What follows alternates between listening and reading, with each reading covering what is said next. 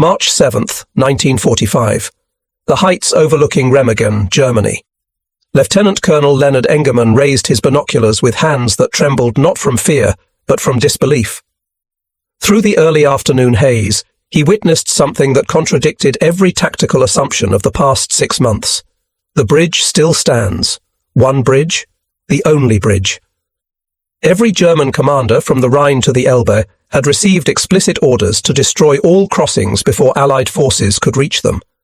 Yet there it stood, the Ludendorff Bridge, its twin stone towers rising like monuments to German engineering, its steel arches spanning the 300 meters of the Rhine River that represented Germany's last natural defense against invasion from the west. Lieutenant Karl Timmermann, standing beside Engerman, spoke the thought that would echo through history. "We have to take it, right now, before they blow it to hell." What none of them understood in that moment was that the capture of this single structure would trigger the most catastrophic strategic collapse in German military history. A psychological demolition of Nazi defensive doctrine so complete that German officers would later describe it as the moment they knew with absolute certainty that the war was lost. The mathematics of this pivotal moment were being written not in the blood of soldiers, but in the cold calculus of strategic geometry. The Rhine was not merely a river, but a fortress 300 meters wide with currents swift enough to overturn assault boats, depth sufficient to drown armored vehicles, and banks steep enough to trap advancing infantry. Since the days when Roman legions first gazed across its waters into the Germanic forests, the Rhine had stood as central Germany's traditional defense against invasion from the west. In March 1945, it represented Hitler's final hope for buying time to sue for a separate peace with the Western Allies, or to transfer divisions from the collapsing Eastern Front for a last stand. The presence of a single intact bridge would shatter that strategic calculation in less than 10 minutes of combat. The context of catastrophe had begun building months earlier. The Battle of the Bulge, Hitler's last major offensive in the West, had ended in disaster by late January 1945. What German propaganda had called a decisive counteroffensive had instead consumed the Wehrmacht's last mobile reserves. Approximately 100,000 German casualties, 600 tanks destroyed, and the irreplaceable loss of veteran panzer divisions had left the German armies west of the Rhine as hollow shells of their former strength. By early March, 12 American divisions were pressing toward the river along a front stretching from the Netherlands to Switzerland. The German 15th Army, responsible for defending the crucial sector between Cologne and Koblenz, could muster barely 50,000 combat-effective troops against a force 5 times that size. The bridge itself carried a bitter irony lost on neither side. Named after General Erich Ludendorff, Germany's brilliant but ultimately unsuccessful First World War strategist, the structure had been built between 1916 and 1919 primarily by Russian prisoners of war. Those prisoners, working under brutal conditions, had constructed their bridge too well. Steel trusses designed to carry the weight of fully loaded military trains. Stone towers at each end containing 3 stories of defensive positions. 4 massive stone piers sunk deep into the Rhine's bedrock.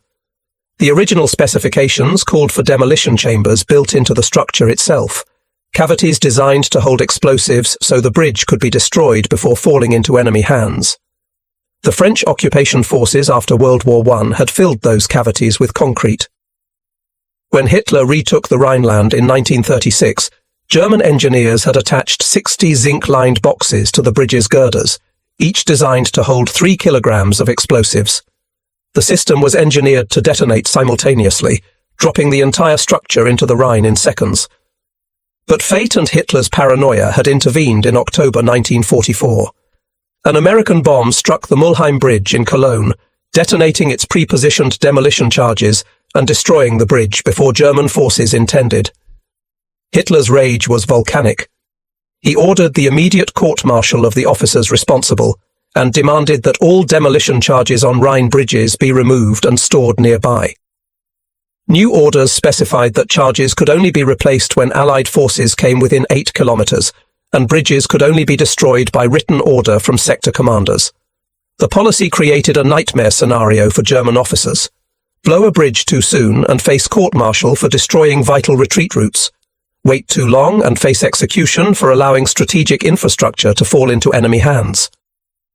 The psychological pressure paralyzed German decision-making at precisely the moment when decisive action was most critical. The American advance toward Remagen had been designated Operation Lumberjack, a modest name for what would become one of the most consequential movements of the entire war. The operation's primary objectives were the capture of Cologne and Koblenz, two ancient cities controlling vital Rhine crossings.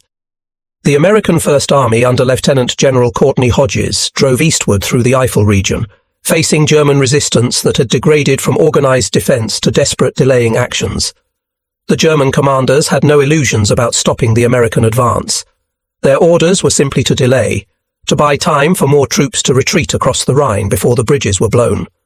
Major General John Leonard's 9th Armoured Division, nicknamed the Phantom Division because German intelligence repeatedly reported it destroyed only to encounter it again days later, led the American spearhead. The morning of March 7th began with fog blanketing the Rhine Valley. German command chaos had reached levels that would have been considered impossible in the Wehrmacht of 1940.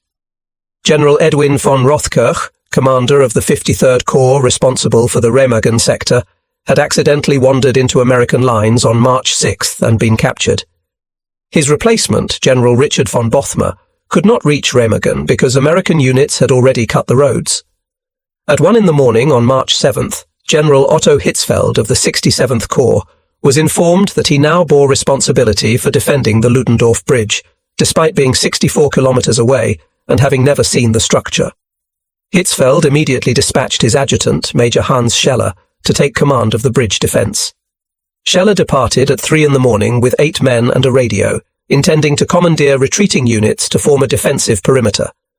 The journey became a nightmare of wrong turns, American roadblocks and fuel shortages. The radio unit became separated. Scheller did not arrive at Remagen until 11:15, less than 2 hours before American forces would crest the heights overlooking the town. Captain Willy Bratke, the German commandant actually present at Remagen, commanded a force that existed more on paper than in reality. His official strength was listed as 600 men. The actual combat power consisted of 36 soldiers, most of them either wounded, elderly, or young boys from the Volkssturm militia. Many were Osttruppen, Soviet prisoners of war who had agreed to serve in German uniform to escape prison camps. Their reliability in combat against Americans was questionable at best. Bratch had spent weeks pleading for reinforcements, for proper radio equipment, for anything that might help him defend a strategic objective that everyone seemed to have forgotten until the Americans appeared on the horizon. His requests disappeared into the chaos of a collapsing command structure.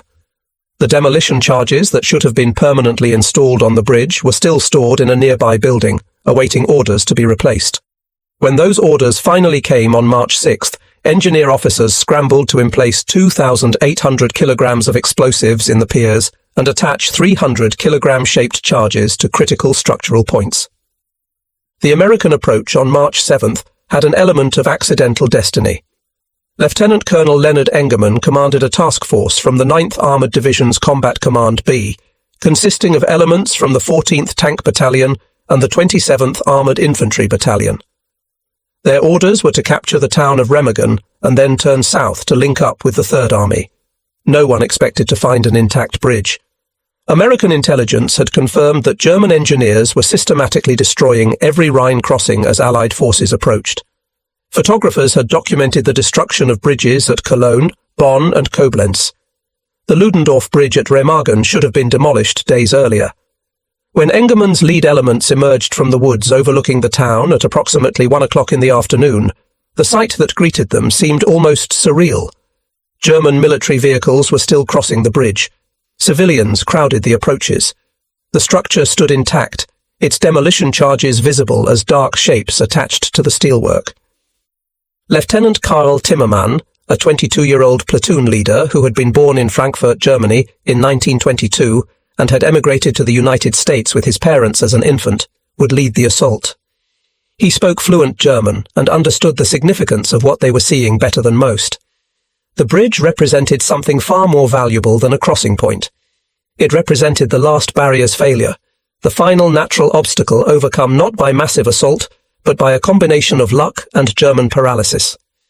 Brigadier General William Hoge, commander of Combat Command B, arrived at the heights at approximately 2:45. He grasped the strategic implications immediately.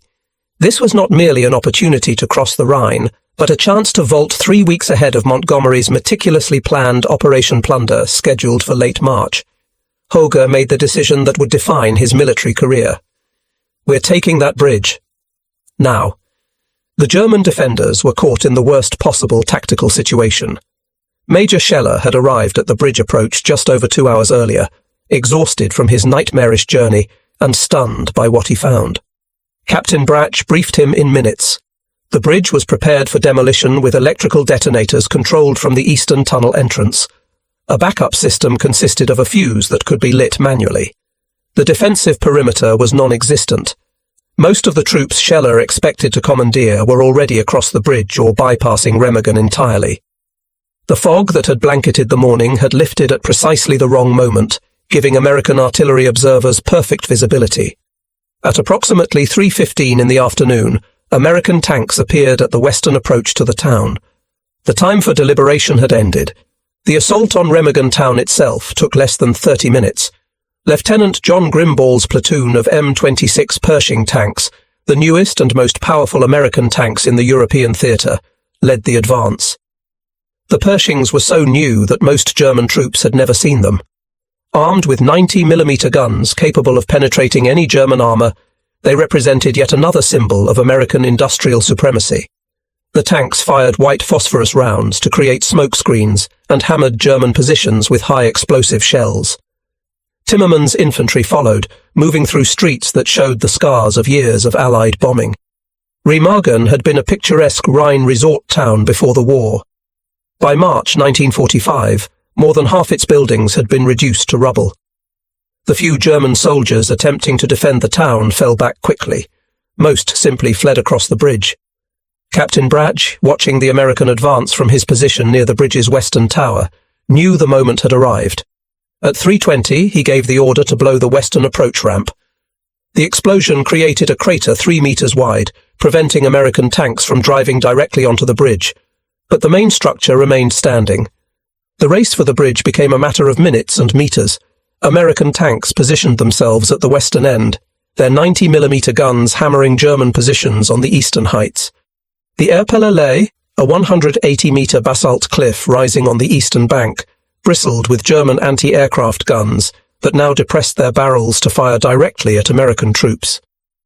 Timmerman's infantry, approximately 120 men from A Company, 27th Armoured Infantry Battalion, began moving across the bridge at approximately 3:50. They advanced in short rushes, using the bridge's stone towers and railings for cover. German machine guns opened fire from the eastern towers and from positions in the tunnel mouth beyond. Bullets ricocheted off steel and stone, creating a deadly crossfire. Several Americans fell in the first seconds. The rest kept advancing. Major Scheller, watching from the tunnel entrance on the eastern side, faced the most consequential decision any German officer would make that day. The bridge was loaded with explosives. The electrical detonation system was ready. American troops were halfway across. Every instinct, every principle of military doctrine demanded he blow the bridge immediately. But Lieutenant Karl Peters of the anti-aircraft artillery had approached him minutes earlier with a desperate plea. Peters commanded a battery equipped with the new Henschel HS-297 rocket launcher system, a top-secret weapon that fired 24 high-velocity anti-aircraft rockets with unprecedented accuracy. The battery was still on the western side of the bridge. Peters could not allow this advanced technology to fall into American hands. Scheller agreed to wait. The decision would cost him his life. Captain Karl Friesenhahn, the combat engineer responsible for the demolition charges, positioned himself at the electrical detonator in the tunnel mouth. When Peters' battery finally cleared the bridge, Friesenhahn received the order from Scheller. At approximately 4 o'clock, with American troops 2/3 of the way across, Friesenhahn turned the key. Nothing happened. The electrical system had failed. A shell had likely cut the wiring earlier, though no one would ever determine the exact cause with certainty. Sergeant Alex Drabick, a 34-year-old from Toledo, Ohio, became the first American soldier to set foot on the eastern bank of the Rhine, since Napoleon's armies had crossed in the opposite direction over a century earlier. Behind him, Timmerman and the rest of A Company kept coming. Engineer Sergeant Eugene Dorland and his team began systematically cutting every wire they could find, racing to disconnect the remaining demolition charges before German engineers could activate the backup system. Corporal Anton Faust, a German engineer, volunteered for a desperate mission. He ran from the tunnel, dashed across approximately 100 meters under direct fire, and ignited the backup fuse by hand. The explosion that followed at approximately 4:15 sent shockwaves through the structure. The bridge lifted several inches off its foundations, then settled back. Smoke and debris filled the air. American soldiers on the bridge were thrown to the deck. But when the smoke cleared, the structure still stood. The main steel arches had been damaged but remained intact. The 6-inch sag in the roadbed was traversable. The bridge held. The race was over. The Americans had won. The immediate aftermath was chaos controlled by training and determination. American combat engineers swarmed onto the bridge, working frantically to remove the remaining demolition charges and repair the damage to the approach ramp. Lieutenant Colonel Harvey Fraser's 27th Armored Infantry Battalion began establishing a defensive perimeter on the eastern side, expanding from the tunnel entrance across the slopes of the Erpelea. German resistance collapsed with stunning rapidity. Captain Bratje and most of his remaining troops took shelter in the 400-meter railroad tunnel that ran beneath the Erpelea. By 5:30 in the evening, Lieutenant Timmerman and his men had secured the tunnel entrance and captured several hundred prisoners, most of them relieved that their war was over. Major Scheller made a fatal decision born of desperation. Realizing that the bridge was lost and that he bore formal responsibility for its defense, he commandeered a bicycle and rode east to find his corps headquarters and explain what had happened. He would be arrested 4 days later, court-martialed, and executed by firing squad as a scapegoat for a failure that had dozens of fathers. News of the bridge's capture travelled up the American chain of command with the speed of an electrical current. At approximately 5 o'clock, Brigadier General Hoger radioed his division commander, Major General John Leonard, with words that were terse and miraculous in equal measure. "We got the bridge." Leonard immediately relayed the information to 1st Army headquarters. Lieutenant General Courtney Hodges was conferring with his staff when the call came through. According to witnesses, Hodges grabbed the telephone so quickly he knocked over his coffee. Within minutes, he was on the line with 12th Army Group Commander General Omar Bradley. Bradley was in a meeting with his operations officer, Major General Harold Bull, when an aide interrupted with an urgent call. "Brad, we've got a bridge," Hodges said, his voice vibrating with excitement. "A bridge? You mean you've got one intact on the Rhine?" Bradley asked, standing up from his desk. "Yep, Leonard nabbed one at Remagen before they could blow it up." Bradley's response became legendary among the American high command. "Hot dog Courtney. This will bust him wide open. Are you getting your stuff across?" "Just as fast as we can push it over," Hodges replied. Bradley immediately called Supreme Allied Commander Dwight Eisenhower at his headquarters in Reims, France. Eisenhower grasped the significance instantly. The capture represented what he later described as one of those rare and fleeting opportunities that occasionally arise in war, and which, if grasped, have incalculable effects on determining future success. Eisenhower's original plan had called for Field Marshal Bernard Montgomery's 21st Army Group to make the primary Rhine crossing near Wessel in late March, supported by elaborate airborne operations and massive artillery preparations. The American crossing was supposed to be secondary, smaller in scale, carefully coordinated. The Remagen Bridge changed everything. Eisenhower ordered Bradley to exploit the bridgehead immediately. Every available unit was to be diverted to Remagen. The strategic focus of the entire Western Front shifted south in a matter of hours. The German reaction was a study in command paralysis and murderous scapegoating. When news reached Adolf Hitler at his headquarters in Berlin, his response combined strategic despair with homicidal rage. Hitler had been clinging to increasingly delusional hopes that the Rhine would buy him time to negotiate a separate peace with the Western Allies. The entire German defensive strategy in the West hinged on using the river as a barrier behind which shattered divisions could be reconstituted and redeployed. An intact American bridgehead 3 weeks ahead of schedule demolished that strategy. Hitler's immediate response was to find someone to blame and kill them.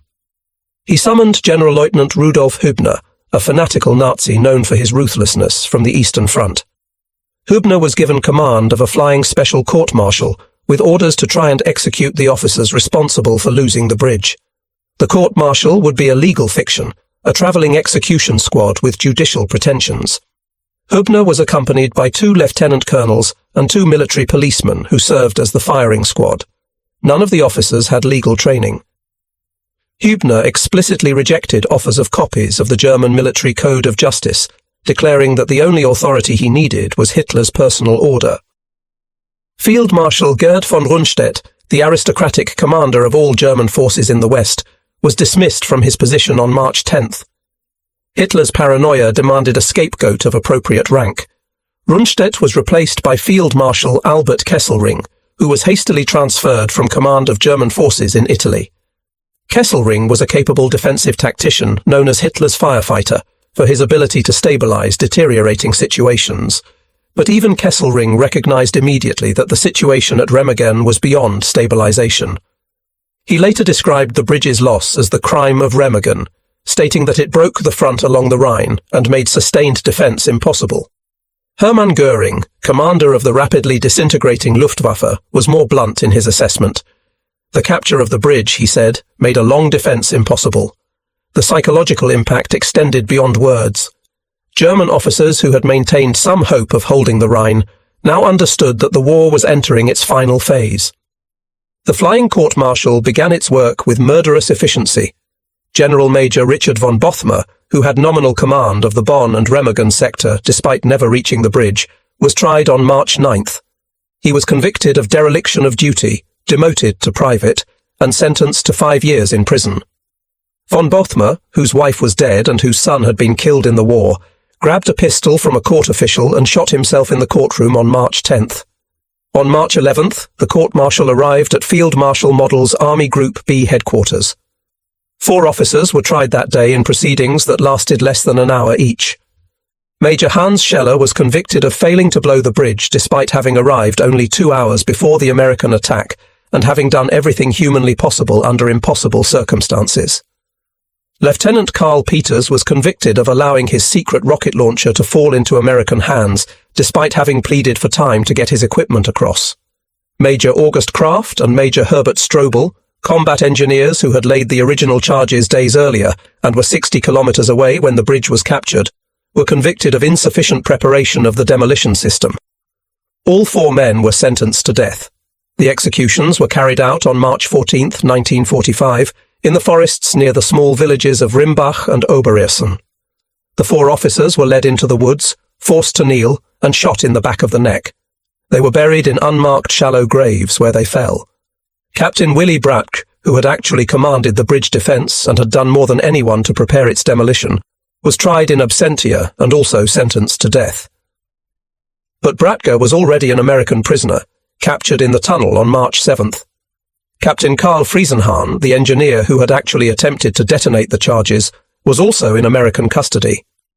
Friesenhahn was tried in absentia and acquitted, a rare moment of judicial rationality in the proceedings. Field Marshal Model personally endorsed the executions and ordered that news of them be distributed to every unit in the German military as a warning. The message was clear. Failure would be punished with death, regardless of circumstances. While German officers were being executed for losing the bridge, American forces were pouring across it in numbers that grew by the hour. The bridge itself remained standing but was clearly damaged. Engineers worked around the clock to shore up weakened sections and repair the approach ramp. A combat engineer battalion erected lights for nighttime traffic. Military police directed the flow of men and vehicles. Within 24 hours of the capture, more than 8,000 American troops had crossed into the bridgehead on the eastern bank. Tank companies, artillery batteries, infantry battalions, all flowing across the only intact Rhine bridge between Switzerland and the North Sea. But the Americans knew the bridge could collapse at any moment. Combat engineers began construction of tactical bridges immediately.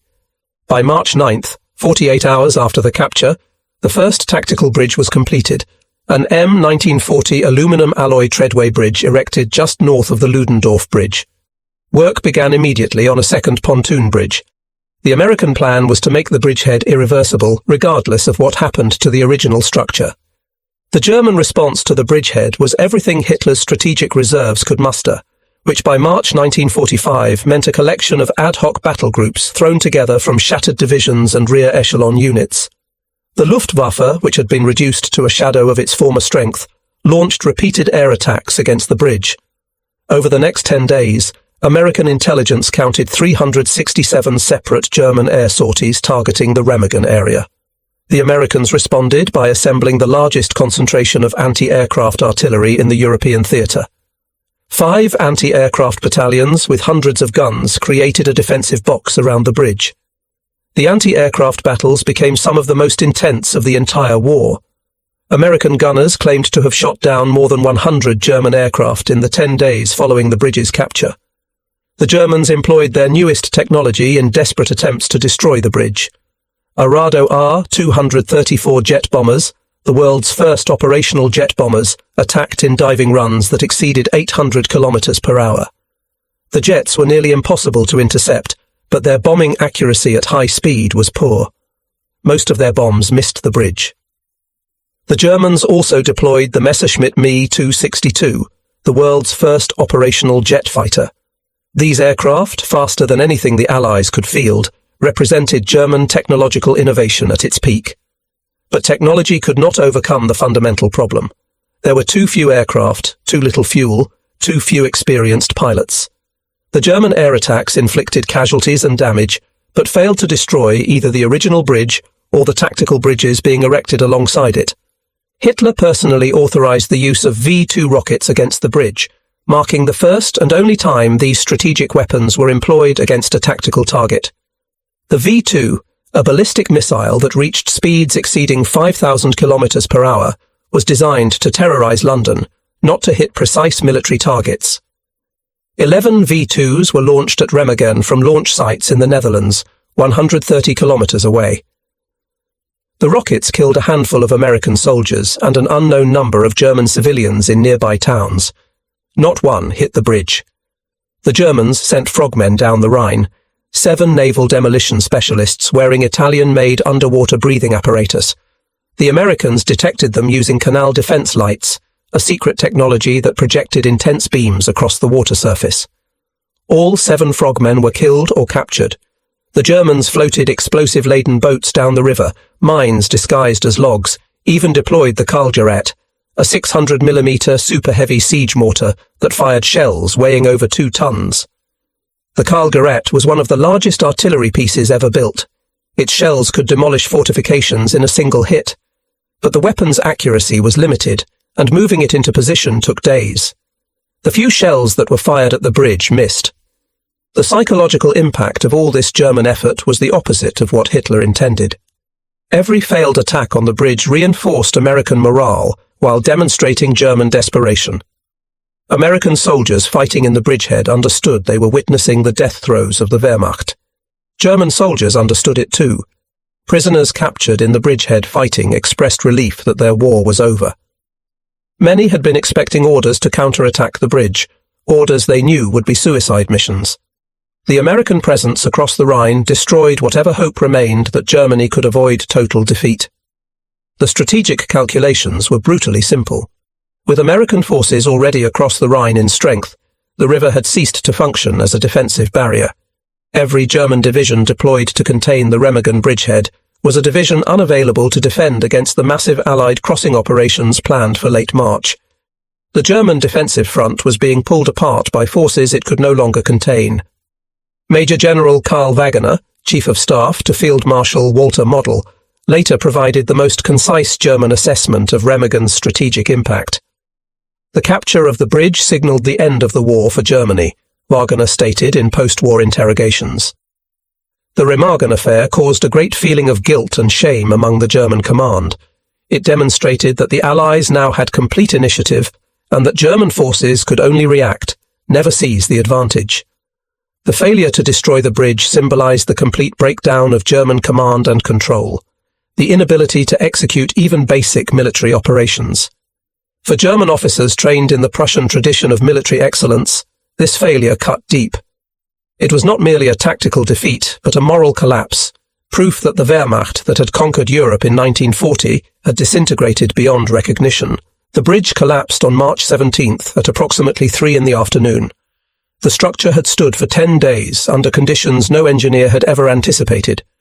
American traffic had been continuous, thousands of vehicles crossing and recrossing. German artillery had scored direct hits and near misses. Air attacks had caused cumulative damage. The vibrations from nearby explosions had stressed metal fatigued by decades of use, and the failed German demolition attempt on March 7th. Witnesses reported hearing rivets popping like gunshots in the minutes before the collapse. A vertical hanger on the southern arch snapped, then another. The entire centre span lifted briefly, then fell into the Rhine with a roar that could be heard for kilometres. 28 American combat engineers died in the collapse, with over 60 injured. Most were members of the 276th Engineer Combat Battalion, who had been working on repairs at the moment of failure. The irony was bitter.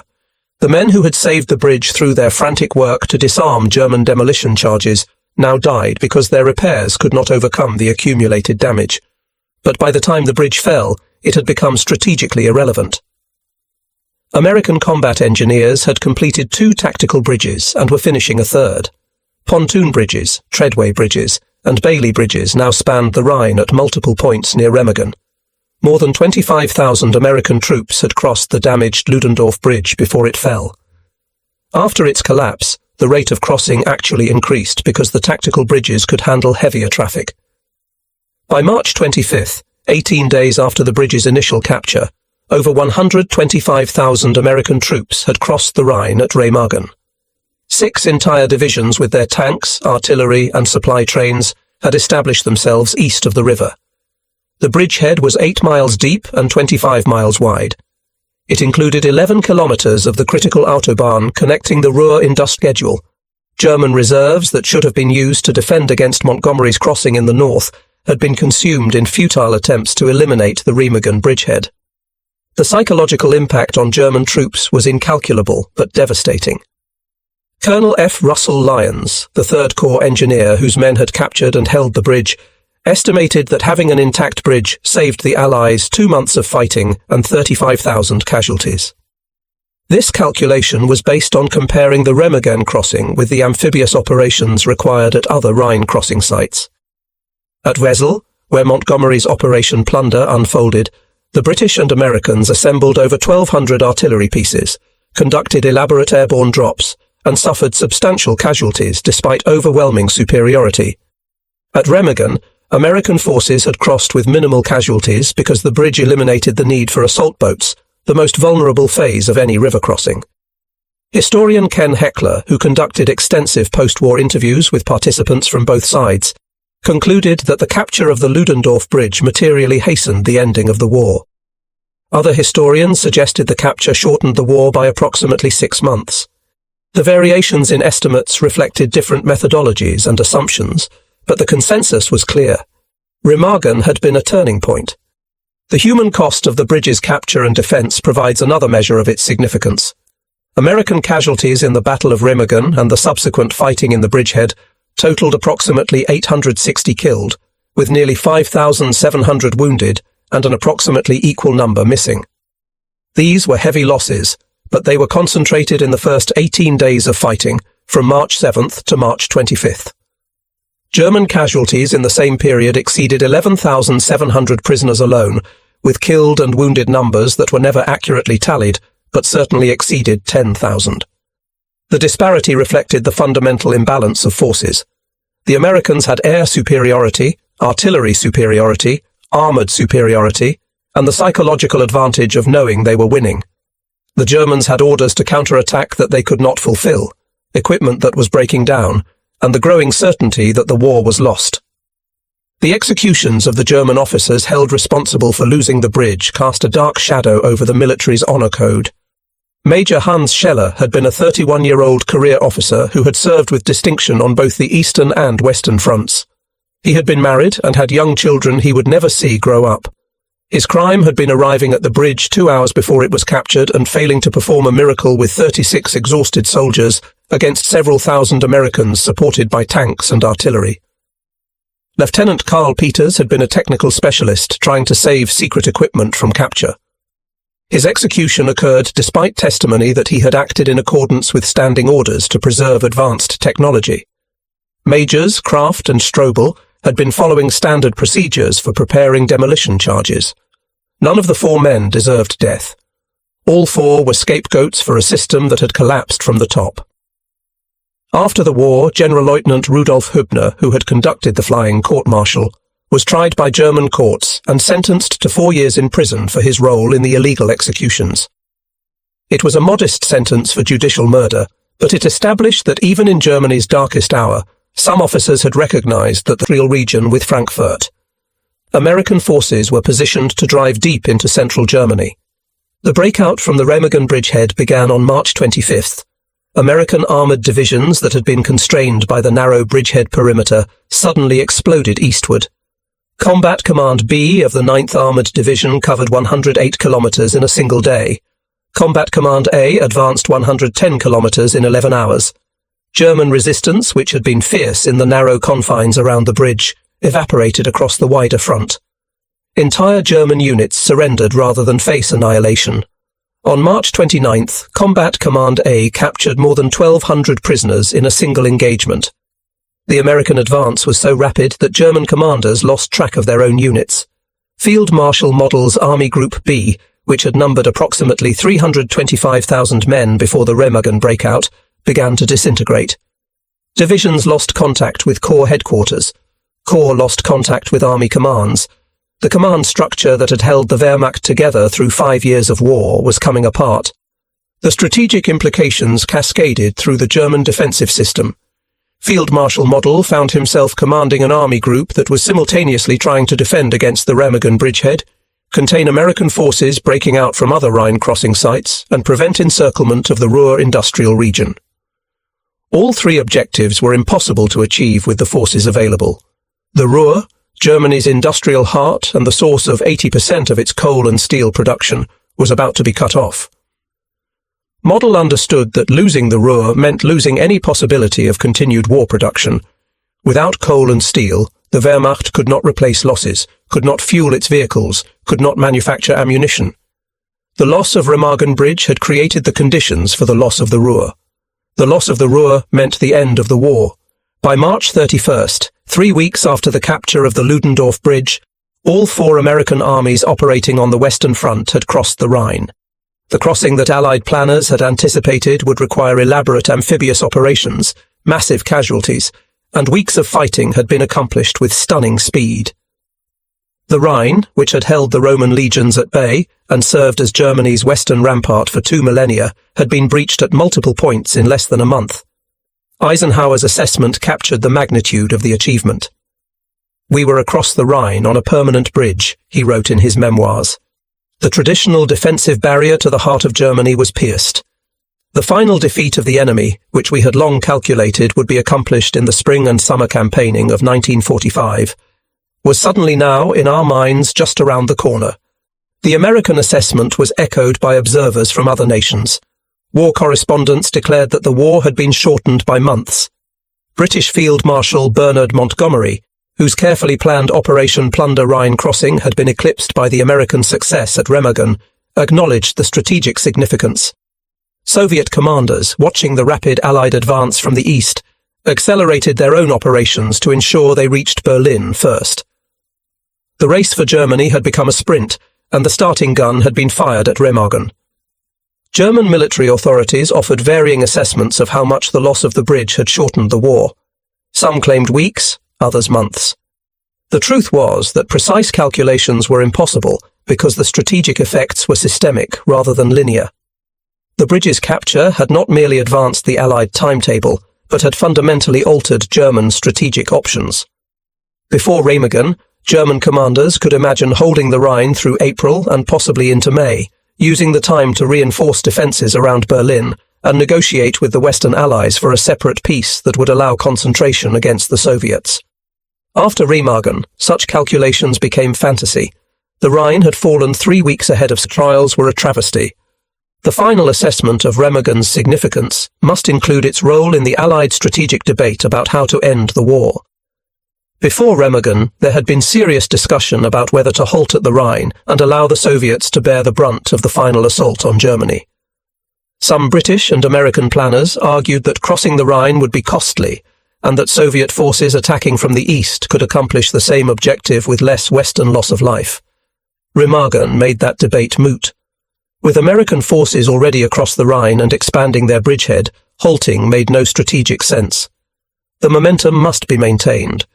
The rapid advance from the Rhine to the Elbe River, accomplished in just over a month, vindicated that decision. American forces met Soviet forces at Torgau on April 25th, cutting Germany in two. By May 8th, Germany had surrendered unconditionally. The bridge's capture had reverberations beyond the immediate military situation. In the United States, news of the capture reached the Senate while in session. The leadership suspended its rule against applause, and senators stood and cheered. Newspapers across America ran headlines declaring that the end of the war in Europe was in sight. War bond sales surged. The psychological impact on American public morale was substantial. After years of war, after tens of thousands of casualties, victory was finally tangible and near. In Germany, news of the bridge's loss spread through the military and civilian population with demoralizing effect. Germans had been told by propaganda that the Rhine was impregnable, that the Allies would shatter themselves against its defences. The discovery that the Rhine had been crossed almost casually, that a single bridge had remained intact through a combination of American luck and German dysfunction, destroyed what little faith remained in the regime's competence.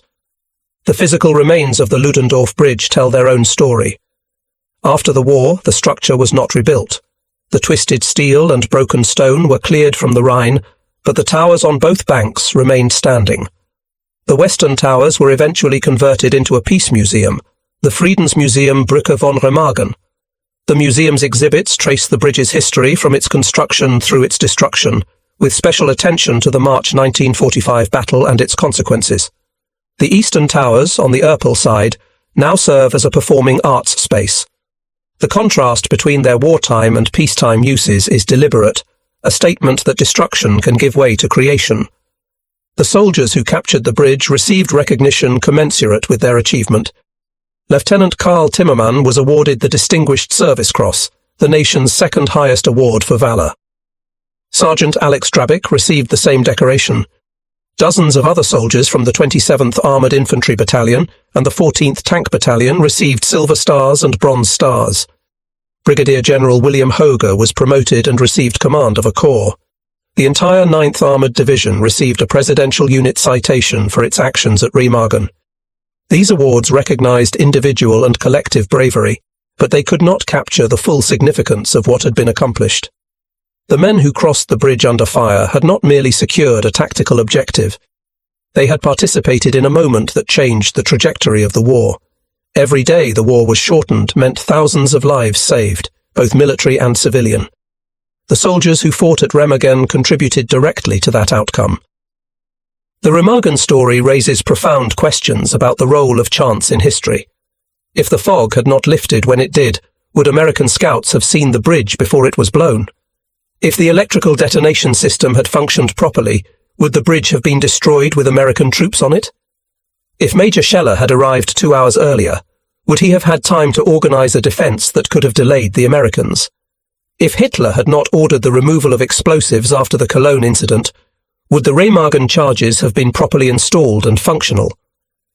Each of these questions suggests a different outcome, a history in which the bridge was destroyed and the Rhine crossing proceeded according to the original Allied timetable. The accumulation of contingencies that led to the bridge's capture suggests that history is not deterministic, that individual decisions and random events can produce consequences far beyond what anyone anticipated. The final assessment must return to the human dimension. The capture of the Ludendorff Bridge was the work of men acting under conditions of extraordinary stress and danger. Lieutenant Timmermann leading his company across a bridge that might explode at any moment. Sergeant Drabick sprinting toward the eastern bank while German machine guns fired at him. The combat engineers who worked under fire to disarm demolition charges. The tank crews who provided covering fire from the western bank. The staff officers who recognized the opportunity and made the decision to seize it. The commanders who redirected entire armies to exploit the breakthrough. Each person in this chain made choices that contributed to the outcome. Remove any single link and the result might have been different. This recognition of individual agency within larger historical forces is what makes the story compelling. The men at Remagen were not pawns of historical inevitability, but actors who shaped events through their courage and decisions. The 80th anniversary of the bridge's capture in March 2025 was marked by ceremonies in both Remagen and the United States. Veterans organizations, historical societies, and military units that trace their lineage to the 9th Armored Division participated in events honoring the soldiers who fought there. The German government acknowledged the battle's significance while emphasizing lessons about the costs of war and the value of peace. The commemorations reflected the complex legacy of the event. For Americans, it was a moment of triumph, a validation of courage and decisive leadership. For Germans, it was a reminder of defeat, but also of liberation from Nazism. For historians, it was a case study in how contingency and determinism interact in warfare. For all participants, it was a reminder that individual decisions made in moments of crisis can shape the course of history. The men who captured the bridge at Remagen could not have known that their actions would become the subject of books, films, and academic studies. They were soldiers doing their duty in circumstances none of them would have chosen. That their duty led to outcomes of world historical significance is a testament to the unpredictable nature of war and the enduring importance of courage.